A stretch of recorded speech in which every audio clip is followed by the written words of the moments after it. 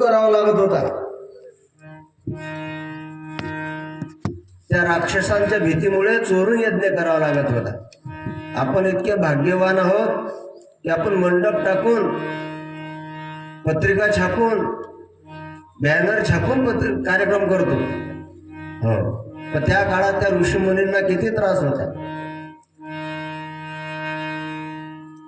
ते निशाचर त्या काळामध्ये मेलेल्या माणसांची हाडं, मांसाचे तुकडे पवित्र ठिकाणी आणून टाकायचे अशा प्रकारे। आणि त्यानंतर मग विश्वामित्रानं राजा दशरथाला निरोप पाठवला की राजा, आपले जे दोन्ही पुत्र आहेत, राम आणि लखन, त्यांनी आमच्या आणि या यज्ञाचं रक्षण केलं आहे, तर राजा काही दिवस त्यांना माझ्याकडे राहू दे। राजा म्हटले ठीक आहे, कारण आता तुमच्या सुपूर्द केलं ना। हा, अशा प्रकारे। आणि मग यज्ञ झाल्यानंतर त्या ठिकाणी जनक राजाचा एक सेवक आला त्या ठिकाणी आणि विश्वामित्रांना यज्ञाचं आणि महाराज ते धनुष्य यज्ञाचं निमंत्रण दिलं। प्रभू रामचंद्रांना कळलं, ऐकली ती वार्ता। महाराज आपण कुठं चालला? म्हणे आम्ही मिथिलेला चाललो। मिथिलेचा राजा जनक आहे आणि त्याच्या कन्याचं स्वयंवर आहे आणि त्या स्वयंवराचं निमंत्रण आहे। महाराज आम्ही पण यावं तुमच्या सोबत? तेव्हा विश्वामित्राला खूप आनंद झाला आणि मग विश्वामित्र, आणखी काही शिष्य, प्रभू रामचंद्र आणि लखनजी आणि मिथिलेच्या दिशेनं निघाले। सियावर रामचंद्र भगवान की जय। आपल्या या मंडपामध्ये, धर्म मंडपामध्ये आज आपण सीता स्वयंवर करणार आहे।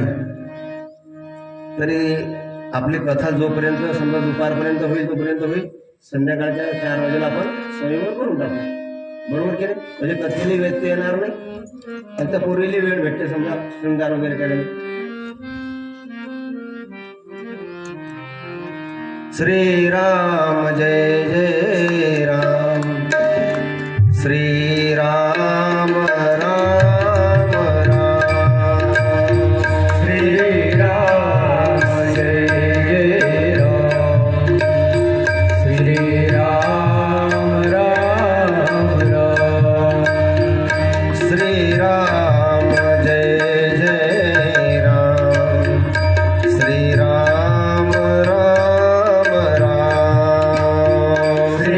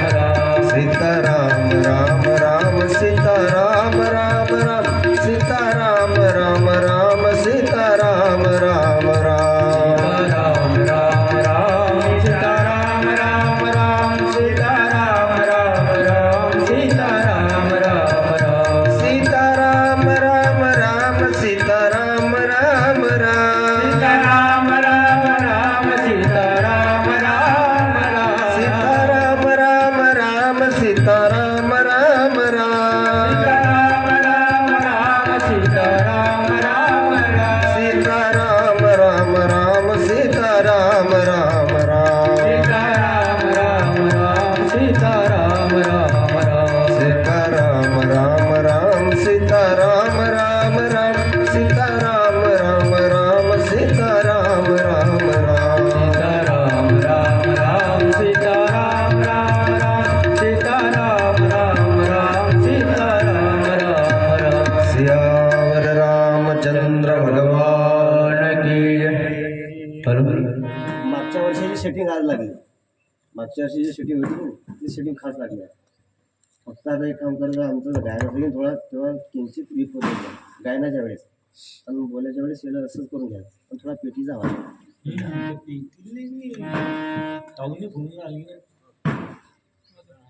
सियावर रामचंद्र भगवान की जय. अशा प्रकारे त्या ठिकाणी प्रभू रामचंद्रजी, लखनजी, विश्वामित्र आणि मिथिलेच्या दिशेने निघाले आणि चालत असताना मार्गामध्ये आणि सुंदर परम पावन त्यांना आश्रम दिसला. प्रभू रामचंद्रजी म्हणतात, गुरुदेव पुण्यात तरी साधूचा आश्रम आहे, कोण बरं असेल इथं? त्यावेळेस महाराज विश्वामित्र त्यांना सांगतात की हा गौतम ऋषीचा आश्रम आहे. हा आणि गौतम ऋषीचा आश्रम असून त्या ठिकाणी महाराज याचा फार मोठा इतिहास आहे. काय इतिहास आहे महाराज? सांगतात ते की ब्रह्मदेवाची सुंदर कन्या अहिल्या होती आणि तिच्या विवाहासाठी त्यांनी एक पण ठेवलं होतं की जो कोणी पृथ्वी प्रदक्षिणा करेल आणि लवकर येईल, पहिल्यांदा येईल पृथ्वी प्रदक्षिणा करून, त्याच्या गळ्यामध्ये ही अहिल्या आणि वरमाला घालेल. आणि गौतम ऋषी यांनी काय केलं? पृथ्वीची प्रदक्षिणा नाही केली, गाईलाच प्रदक्षिणा मारली आणि गाईला प्रदक्षिणा मारून त्या ठिकाणी ब्रह्मदेवाची सुंदर कन्या अहिल्या हिच्यासोबत विवाह केला. आणि त्यानंतर पृथ्वीची प्रदक्षिणा करून इंद्र आला. त्या ठिकाणी इंद्र आला तर इकडे विवाहाचे मंगलाष्टक त्याच्या कानावरती आले. हा, तदेव लग्नम सुदिनम तदेव ताराबलम चंद्रबलम तदेव. आणि मग ते इंद्रायनं असा खजाल झाला, तो त्याला लज्जा वाटली की अरे गौतम ऋषीनं त्या ठिकाणी डाव काढला, नंबर मारला. अशा प्रकारे मग त्याच्या मनामध्ये ती खंत होती. सियावर रामचंद्र भगवान की जय जय. हो, आणि मग हा जो इंद्र आहे याच्या मनामध्ये त्या ठिकाणी काम निर्माण झाला, आसक्त झाला आणि आसक्त होऊन यानं वाम मार्गाचं अवलंबन केलं. अग्निदेवाची साथ घेतली. अग्निदेवाला सांगितलं, अग्निदेवा तुम्ही कोंबडा बना, कोंबडा बर. आणि मध्यरात्री ज्या वेळेस हे गौतम ऋषी चांगल्या झोपेमध्ये असतात ना, हो, त्यावेळेस तुम्ही आरडा. अशा प्रकारे चंद्राला सुद्धा सांगितलं की तू पण असं दाखवून दे की जणू काही सकाळ होण्याची आता म्हणजे ब्रह्ममुहूर्त आहे, वेळ ब्रह्ममुहूर्ताची वेळ झालेली आहे. अशा प्रकारे त्या ठिकाणी इंद्रानं आणि त्या ठिकाणी गौतम ऋषीचं रूप धारण केलं. हो, चंद्र आणि तो रखवाली ठेवला. आणि हे जे देव आहेत अग्निदेव कोंबडा बनून आले आणि त्या ठिकाणी ओरडायला सुरुवात केली त्यांनी. गौतम ऋषीला असं वाटलं की जणू काही ब्रह्ममुहूर्त झाला, स्नानाची वेळ झाली. त्या काळात काही घड्याळा नव्हत्या. चंद्राकडे पाहिलं, चंद्र सुद्धा पुढे येऊन गेला होता. आणि म्हणून गौतम ऋषीनं आपलं काय असतील वस्त्र, ते वस्त्र घेतले, सोबत लोटा घेतला आणि गेले स्नानाला निघून. इकडे हा इंद्र गौतम ऋषीच्या आणि रूपामध्ये आला आणि रूपामध्ये येऊन त्या ठिकाणी जी अहिल्य आहे तिला तो भेटला. हा गौतम नारी साप बस उपल देह धरी धीर चरण कमल रज चाहती कृपा करहु रघुबीर. अशा प्रकारे त्या ठिकाणी, कारण विषय माणसाला आसक्त बनवतात. गौतम ऋषीचं स्नान झालं आणि गौतम ऋषीचं स्नान झाल्यानंतर ते आले, त्यांना हा इंद्र दिसला आणि त्या ठिकाणी ते महाराज क्रोधावले. क्रोधावून महाराज त्या ठिकाणी आपल्या पत्नीला श्राप दिला की जा तू शिळा होऊन पडशील. हा विषयाचे सुख गोड वाटे मना विषयाचे सुख गोड वाटे मना विषयाचे सुख गोड वाटे मना विषयाचे सुख गोड वाटे मना विषयाचे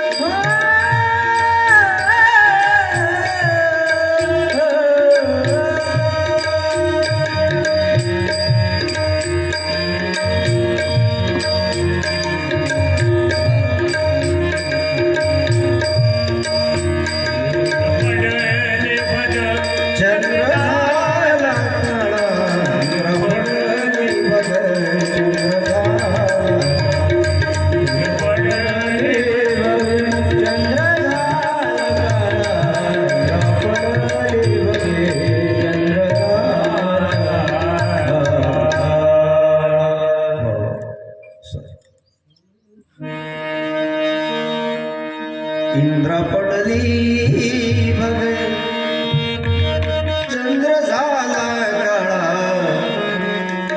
नारद चुकला ताळा भजनाचा. कारण विषय की ज्या विषयांनी महाराज देवादिकांना सोडलं नाही. माणसाला परमार्थ करावं असं जर वाटत असेल तर समजून चाला त्याचं पुण्य वाढलं. आणि माणसाचं जर संसारामध्ये जर मन रपत नसेल महाराज तर समजून चालला की आपल्या पाप वाढून राहत. माणसानं जीवन जगत असताना असं जीवन जगावं महाराज. नारळ आहे ना आपलं नारळ, त्याच्यामध्ये जो गौल असते ना खडखड खडखड असते, म्हणजे तो अलिप्त झालेला आहे त्या कवटापासून. फोडलं म्हणजे डायरेक्ट कसं ते कवट वेगळं आणि तो डौल वेगळा, असं जीवन. पण आपण तर इतके वले गच्च नारळ काय सांगा तुम्हाला, हलवले की आपलं असं पाणी वाजते त्या नारळामध्ये. पक्की चिटकलो आपण त्या डौलाले,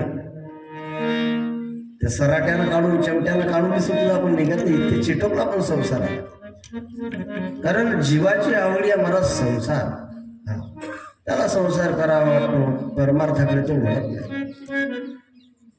आणि संसारामधील प्रत्येक जे सुख आहे ते दिसायला वाटायला जरी सुख असेल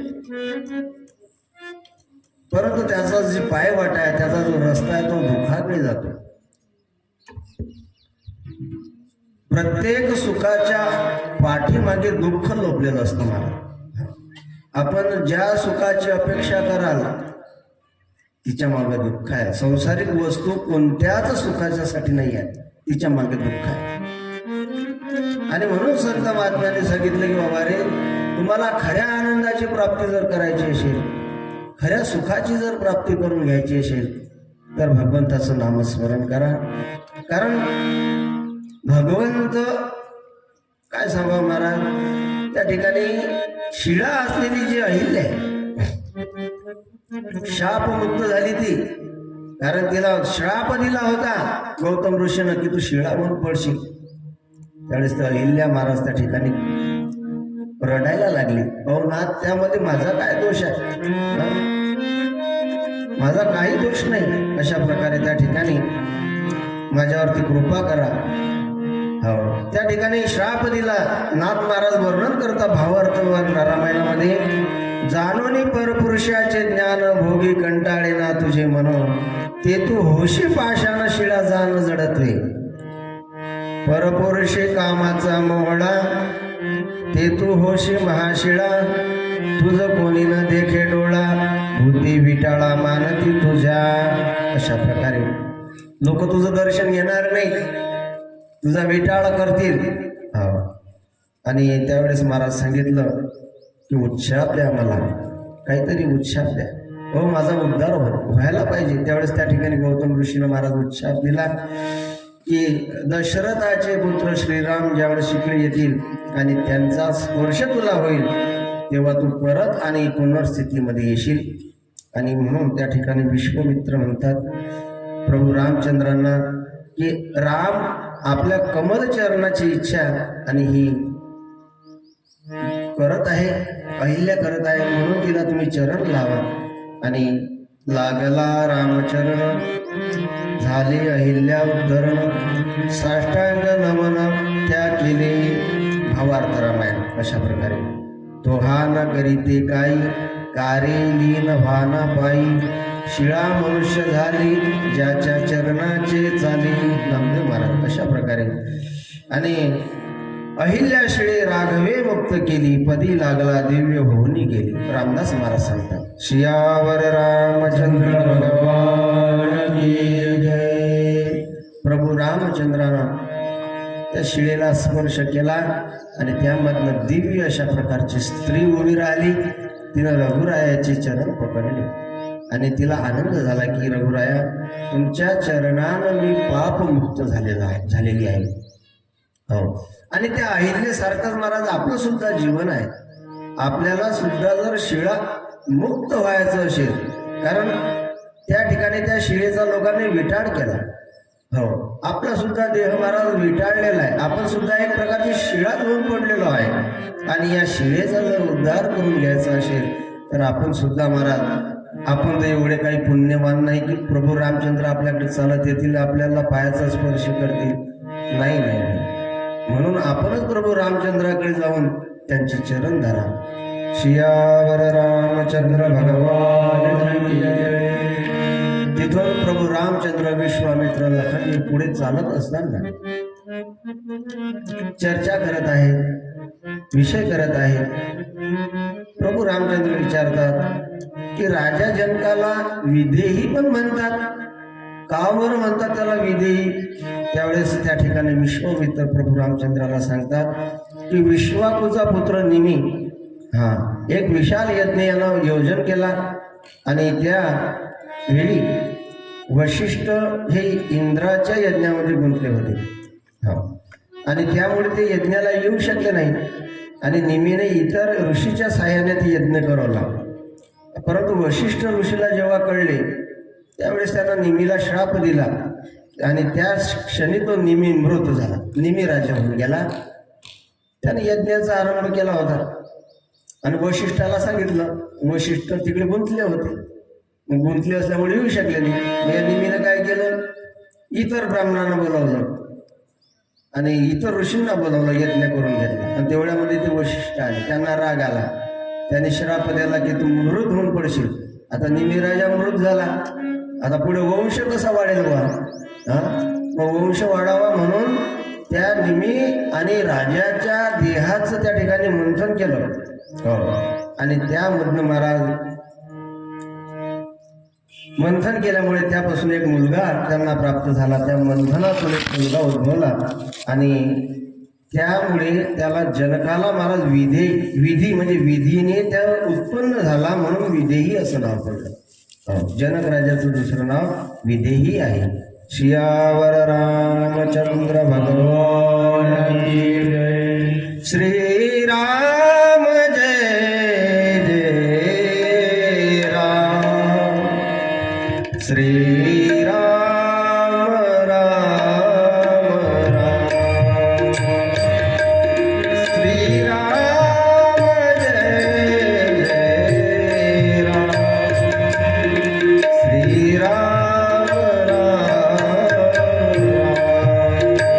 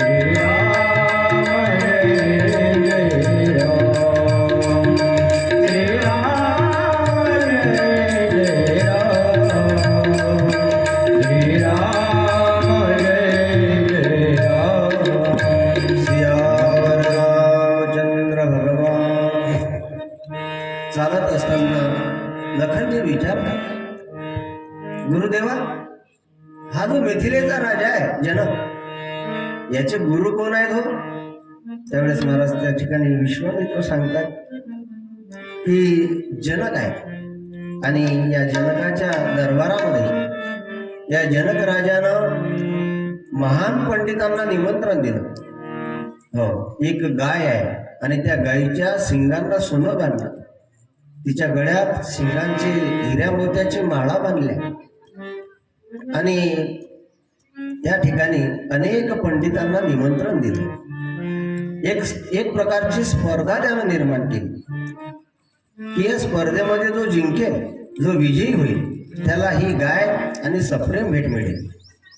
आणि म्हणून या जनकाच्या दरबारामध्ये वाद आणि विवाद करण्याकरता महान पंडित आले.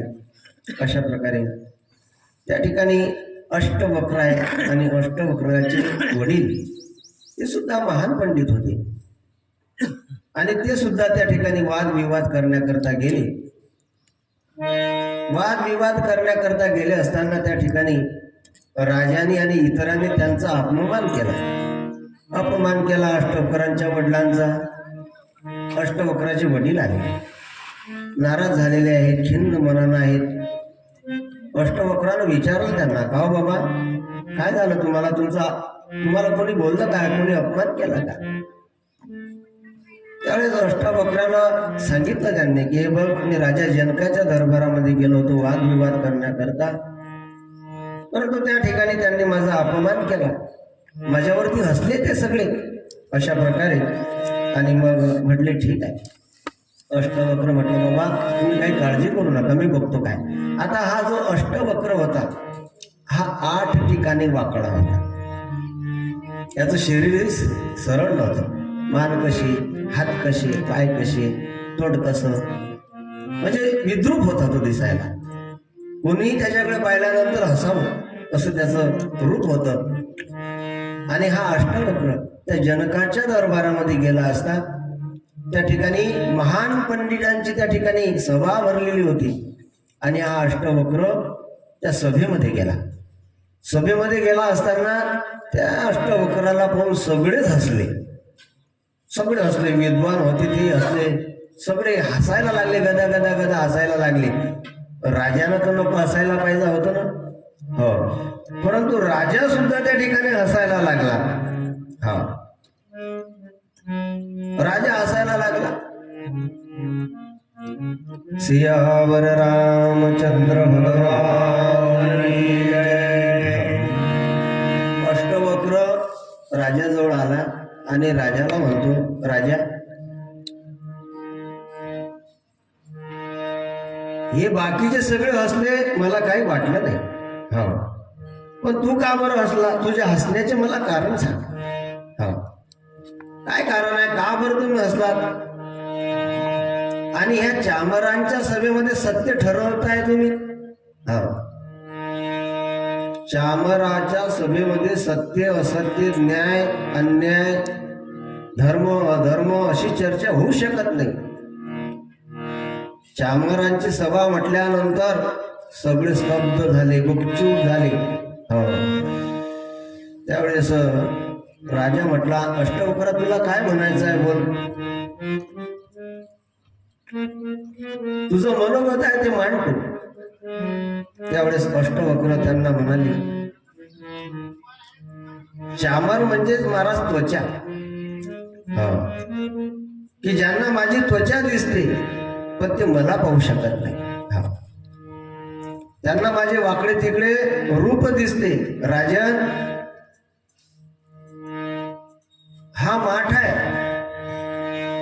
या माठामध्ये पाणी भरलं आणि त्या पाण्यामध्ये चंद्र दिसतो, सूर्य दिसतो, परंतु तो माठ फोडल्यानंतर त्यामधला सूर्य आणि चंद्र कुठे गेला हे सांग मला तू. आकाश हे निर्दोष आहे, माझे शरीर कुटील आहे पण मी नाही. माझ्या शरीराला दोष असतील पण मला नाही ना. अशा प्रकारे त्या ठिकाणी त्याची ती भाषा पाहून सगळे लोक गुपचूप झाले. कारण भगवंत आहे, त्या भगवंतानं महाराज मी पहिलेच बोललो की तो कुंभार आहे, त्यानं घडवले. त्यानं भरणे घडवले, गाडगे घडवले, माठ घडवले, अनेक प्रकारच्या वस्तू बनवल्या आणि त्यामध्ये आपल्या प्रारब्धानुसार भगवंतानं आपल्याला वारा शरीर दिलं असेल, संपत्ती दिली असती, वैभव दिलं असेल, हे आपल्या मागच्या जन्माची पुण्य आहे. देवा तुझे कैसे फेडू उपकार, फेडू उपकार.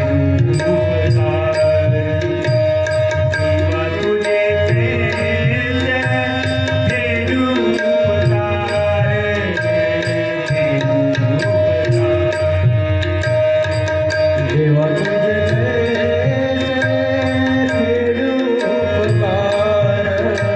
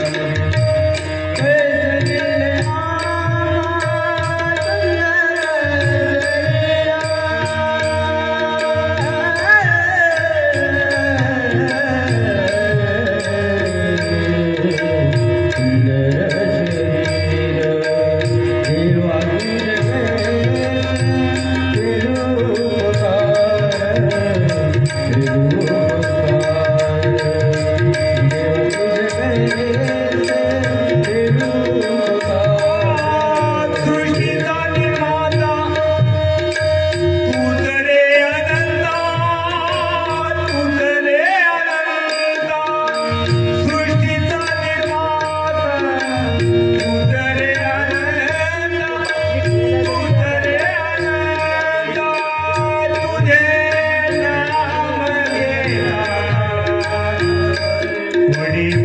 चिंता देवा बड़ी भय चिंता, बड़ी भय चिंता देवा, बड़ी भय चिंता. देवा तुझे कैसे फेडू उपकार, देवा तुझे कैसे फेडू उपकार.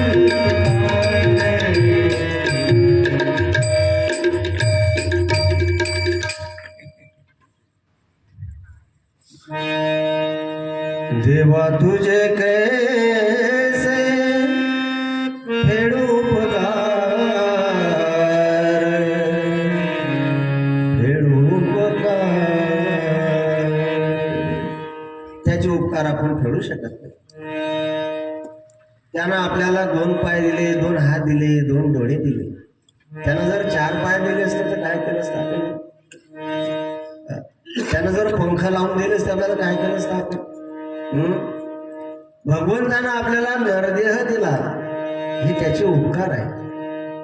परंतु आपल्या प्रारब्धाप्रमाणे त्या ठिकाणी महाराज सगळ्यांना त्यानं सारखा दिलं नाही. आपल्या हाताची बोटं पहा तुम्ही, सारखी आहेत का? हे सुद्धा सारखे नाही. कोणतं लहान आहे, कोणतं मोठं आहे, तसंच आहे महाराज. त्यामध्ये कोणाला ती गरीब बनवलं असेल, कोणाला श्रीमंत बनवलं असेल, कोणाला वैभव दिलं असेल, कोणाला रूप दिलं असेल, काहींना रूप दिलं परंतु दारिद्र्य दिली की नाही? हा. कुणाला महाराज खूप श्रीमंती दिली पण कुरूपता आहे, खूप श्रीमंती दिली पण आयुष्य दिलं नाही, वैभव दिलं आयुष्य दिलं नाही. एखाद्याला आयुष्य दिलं तर वैभव नाही, गरिबी आहे. कारण हे सगळी त्याची माया आहे.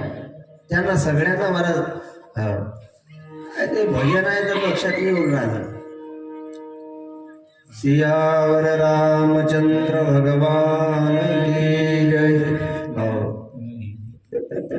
एखाद्याला राहायला झोपडी आहे महाराज, पण काय सांगा तुम्हाला,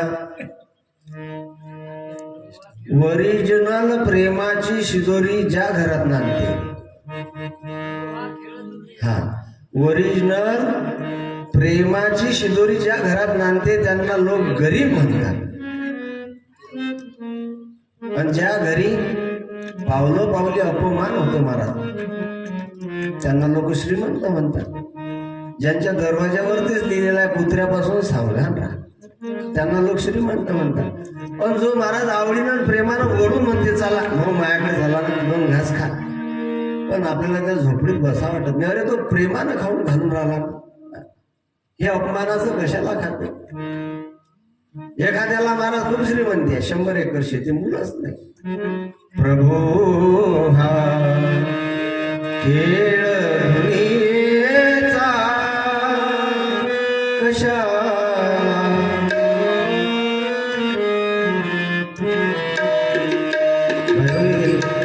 भैरवी चालेल. हरी प्रभू हा खेळ दुनियेचा कशाला सांगतेला प्रभू हा खेळ दुनियेचा कशाला सांगतेला प्रभू हा खेळ दुनियेचा कशाला सांगतेला प्रभू हा खेळ दुनियेचा कशाला सांगतेला.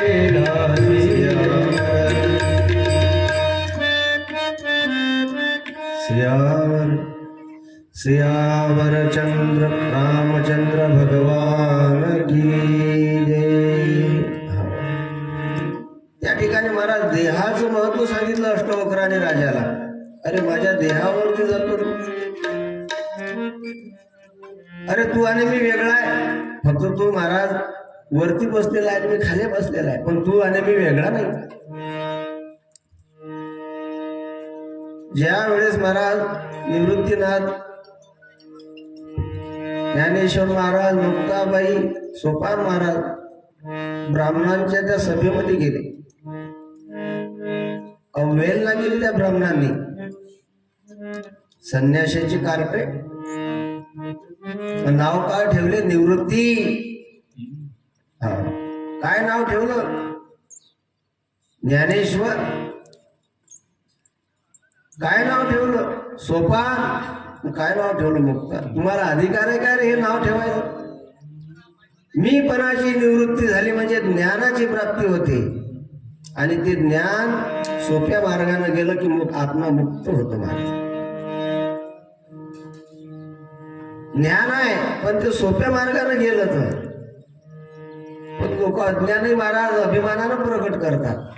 सियावर रामचंद्र भगवान की जय. राजा अरे तू आणि मी वेगळा नाही.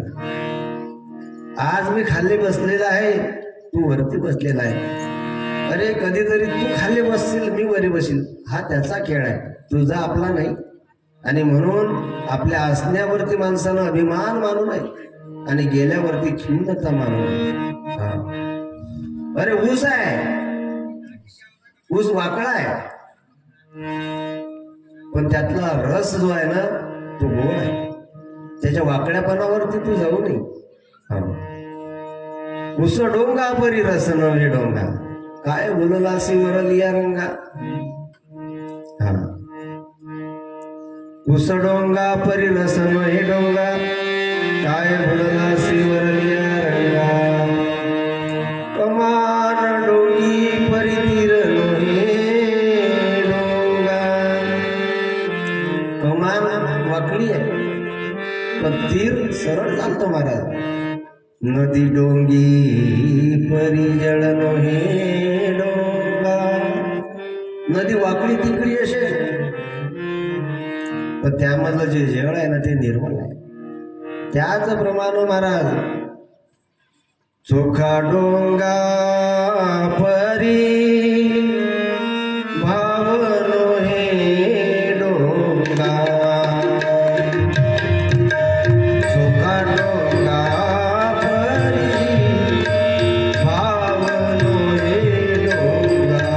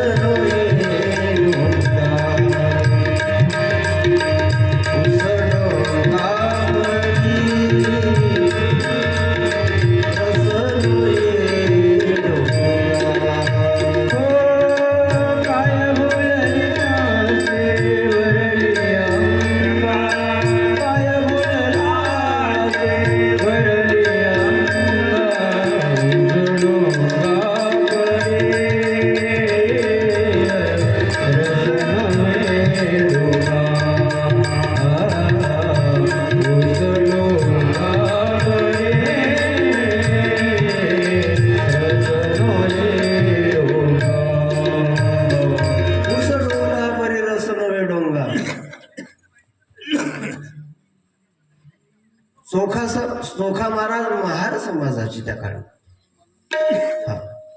परंतु महान संत होऊन गेले महाराज. काय बोललाशी वरली या रंगा. आणि आता कसं आहे, वरच्या रंगाला लोक भारतात महाराज. काय सांगा तुम्हाला, लोकांना असं वाटते की आपल्या श्रीमंताकडे व्यवस्था झाली पाहिजे. आम्ही मुक्ताबाईच्या दिंडीमध्ये गेलो आणि मग ते तिकडे मराठवाड्यामध्ये महाराज कोणी 4 लोक नेतं, कोणी 5 लोक नेतं जेवणाले. आता हे दरवर्षी जाणारे लोक यांचे लागलेले असतात मुक्काम, ओळख पाहिजे. आता समजा तुमच्या गावात म्हणजे विठ्ठल भाऊ असतील, सारंग भाऊ असतील, समजा हा म्हणजे सरपंच साहेब ओळखी असतातच. मग आपलं तुमच्याकडे मुक्काम. आता आम्ही नवीन गेलो मुक्ताबाईच्या दिंडीमध्ये गेलो बा. ते बरोबर त्याचे निघून जात 5-5, 4-4 लोक. त्यांना कोणी म्हणत बी नव्हतं की का आमच्याकडे चला, त्याचं ठरलेलं होतं सगळं फोनवरती. मग एक म्हातारी आली बा. म्हातारी आली म्हणे महाराज मला कोणीच नाही भेटलं म्हणे. मग कोणीच नाही भेटलं. आता आमचं पण ठरलं होतं की चला बा. तिला कोणी तिच्याकडे पाहिलं लोकांनी, कोणीच जायला तयार नाही तिच्यासोबत तिच्या घरी जेवायला. ते म्हणे चला महाराज मी जेवणाची व्यवस्था करते, राहण्याची व्यवस्था करते. कोणीच नाही. मग सगळेच बाजूला हटले वा. मग ते आपले आमचे महाराज मित्र खोडके महाराज, निनाजी खोडके, ते बोन मी आम्ही दोघं जण गेलो. नुसते म्हातारी राजा गरीब होती दिसाले, तिचे कपडे वगैरे येते. मग तिचं घर आणि इतकी श्रीमंत होती ती बाई, काय सांगा तुम्हाला. तिचं घर आणि काय तिचं वैभव काय महाराज. हो त्या गादीच्या गुदगुल्या होता मला तो झोपणे लागली रातभर. आणि काही ठिकाणी दिशाला असं असते महाराज, त्या गादीवर ते फक्त ब्लँकेटच असं सुंदर असते, नुसतं त्याची बाजूला जर काढलं ना तर सगळे भारताचे काय सांगा तुम्हाला चिंची नकाशे आहेत त्याच्यावर. आणि आपलं कसं आहे, आपण वरल्या रंगाला भांडलो महाराज. आपलं आतमध्ये जे स्वरूप आहे, आतमध्ये जो आनंद आहे तो दडलेला आहे. आपण त्याला प्रगटही करत नाही आणि त्याचा कधी अनुभवही घेत नाही. परंतु संत महात्म्याने त्याचा अनुभव घेतला. अनुभव आले अंगात या जगात येत असते. त्यामध्ये काही नाही, जाती पाती हे सगळी आपली व्यवस्था आहे महाराज. जात कोण निर्माण केली? देवानं नाही जात निर्माण केली. ह्या जाती ज्या आहेत ना, ब्राह्मण, वैश्य, शूद्र, ह्या आपल्या व्यवस्थेनुसार त्या ठिकाणी त्या लोकांनी केली. की पुढे चालून काहीतरी यांच्या गटानं हे राहिले पाहिजे, यांचा एक प्रकारचा परिवार वेगळा राहिला पाहिजे. त्यामध्ये हे सुरक्षित राहते.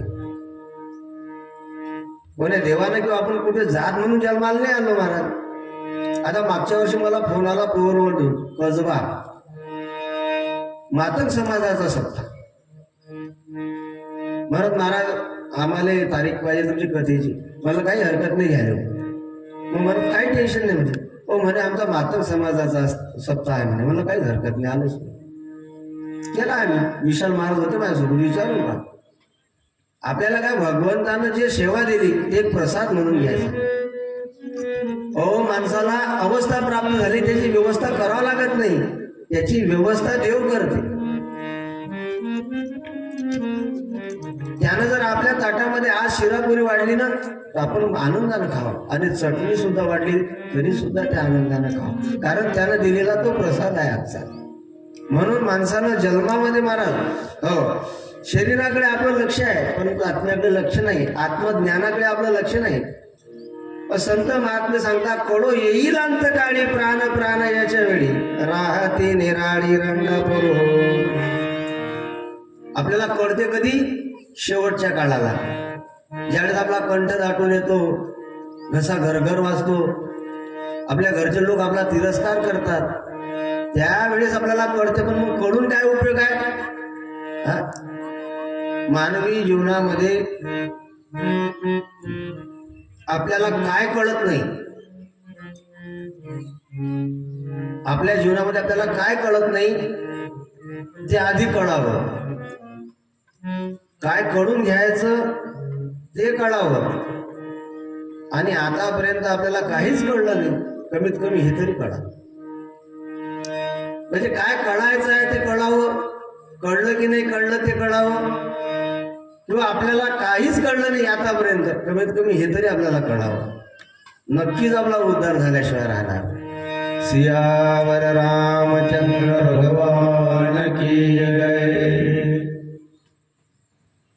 राधे श्याम श्याम श्याम सीता राम राम राम.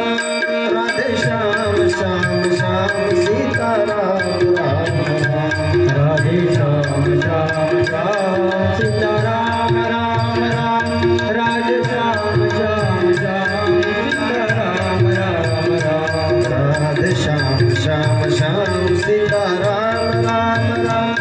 राधे श्याम श्याम श्याम सीता राम राम राम. राधे श्याम श्याम श्याम सीता राम राम राम. राधे श्याम श्याम श्याम सीता राम राम राम. राधे श्याम श्याम श्याम राधे श्याम श्याम श्याम. राधे श्याम श्याम श्याम राधे श्याम श्याम श्याम. राधे श्याम श्याम श्याम राधे श्याम श्याम श्याम. श्याम श्याम श्याम राधे श्याम श्याम. राधे श्याम श्याम श्याम सीता राम राम राम. राधे श्याम श्याम श्याम सीता राम राम राम. सीता राम राम राम सीता राम राम राम. सीता राम राम राम सीता राम सीता राम राम राम सीता राम राम राम. सीता राम राम राम सीता राम राम राम. सीता राम राम राम सीता राम राम राम. सीता राम राम राम सीता राम राम. लखनजी महाराज विचारतात हो. आणि सांगितलं की त्या जनकाचे जे गुरु आहेत ते आहेत अष्टावक्र. आणि त्या ठिकाणी अष्टावक्रांकडून त्यांनी दीक्षा घेतली. अशा प्रकारे त्या ठिकाणी जनकाची चर्चा करायला लागली. थोडा विकोपणी करा बघा. आणि मिथिलेचं वर्णन करायला लागले. ते जनक राजा कसे आहेत. त्यांची पत्नी सुनैना आहे. त्यांना 2 मुली आहेत सीता आणि उर्मिला. जनकाचे लहान भाऊ आहेत कुशध्वज. आणि त्यांना सुद्धा 2 मुली आहेत मांडवी श्रुतकीर्ती. अशा प्रकारे त्या ठिकाणी त्यांना महाराज हे सांगत आहेत सियावर रामचंद्र भगवान की जय. हो गुरुदेव मग आता हे जे सरोवर आहे कोणाचं आहे? त्यावेळेस त्या ठिकाणी सांगितलं विश्वामित्रानं की हे जे या ठिकाणी सरोवर आहे हे सीतेच आहे. काय पण आहे त्यामध्ये पण असं आहे की जो कोणी तो कोदंड उचलेल, धनुष्य उचलेल, त्याच्यावरती बाण चढवेल, त्या ठिकाणी तो सीतेला मारा जिंकेल. बर बर बर. हा धनुष्य इतका कसा काय वजनाचा आहे? किती वजनाचा आहे हा? कमीत कमी म्हणजे आकार काढायला लागले ते चालत असताना सांगितलं की हा जो धनुष्य आहे, हा जो पिनाक आहे, पिनाक नावाचं धनुष्य आहे हे भगवान शंकराचं. आणि भगवान शंकराने हे धनुष्य परशुरामांना दिलं. त्या ठिकाणी सांगतात महाराज की परशुरामजी एक दिवस जनक राजाच्या घरी गेले असताना परशुरामानं आपला तो धनुष्य बाजूला ठेवला आणि जेवायला बसले असताना माता सीता ही लहान होती. लहान मुलगी खेळत आली आणि तिनं तो धनुष्य उचलला आणि त्याचा घोडा केला आणि त्या घोड्यावरती बसली, धनुष्यावरती. महाराज हा धनुष्य तर चांगल्या लोकांकडून उचलल्या जात नाही, हो, देवाधिकांकडून उचलल्या जात नाही. कारण भगवान भोलेनाथाचा धनुष्य परशुरामांना दिलेला धनुष्य आणि सीतेनं तो उचलला सहज आणि त्याचा घोडा बनवून खेळायला लागली. परशुरामजींना सुद्धा आश्चर्य झालं त्या ठिकाणी. आणि तिथंच दोघांनी चर्चा केली की आपण एक काम करू, ही जेव्हा उपवर होईल त्यावेळेस आपण पण ठेवायचं की जो राजा हा धनुष्य बाण उचलेल तोच हिला जिंकेल. असं का? अशा प्रकारे महाराज त्या ठिकाणी चर्चा करत आहे. आणि चर्चा करीत असताना चालत आहे रस्ता. त्या ठिकाणी अनेक प्रकारच्या चर्चा, अनेक प्रकारचे महाराज त्या ठिकाणी पुराणातील गोष्टी सुरुवात त्यांच्या. आणि चालत त्या ठिकाणी गंगा नदी त्यांना लागली. त्या ठिकाणी गंगा आणि नदीची त्या ठिकाणी स्तुती केली. देवी सुरेश्वरी भगवती गंगे त्रिभुवन तारणे तरल तरंगे शंकर मौली विहारणी विमले मम मतिरास्ता तव पद कमले भागीरथी सुखदायनी मातस्तो जलमहिमा निगमे ख्याता. अशा प्रकारे सांगितलं. गंगेचं वर्णन करतात श्रीरामा. अरे गंगा ही पावन नदी आहे, हिचं नुसतं नाव जरी घेतलं ना गंगे गंगे वाचे म्हणता गंगा गंगा सकळ दोष जाती भंगा. कारण हे रामा लखना या गंगा नदीच्या तीरावरती योगी मुनी आणि त्या ठिकाणी तपश्चर्या करतात. त्या ठिकाणी आपल्या जे पितर आहेत त्या पितरांचा उद्धार होतो महाराज. गंगा नदीमध्ये जर आपण स्नान केलं तर आपले सगळे दोष आहेत ते निघून जातात. आणि साधना जर करायची असेल तर अनेक ऋषी मुनींनी महाराज गंगा तीरावरती साधना केली. का? कारण गंगा नदी ही शांत आहे, ती आवाज करत नाही. आणि ज्या ठिकाणी आवाज होत नाही ना महाराज त्या ठिकाणी मन निवांत राहते. मन हे निवांत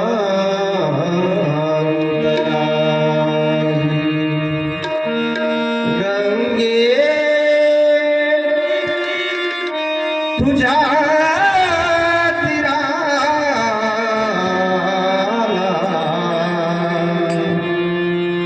मन हे निवांत राही, मन हे निवांत राही.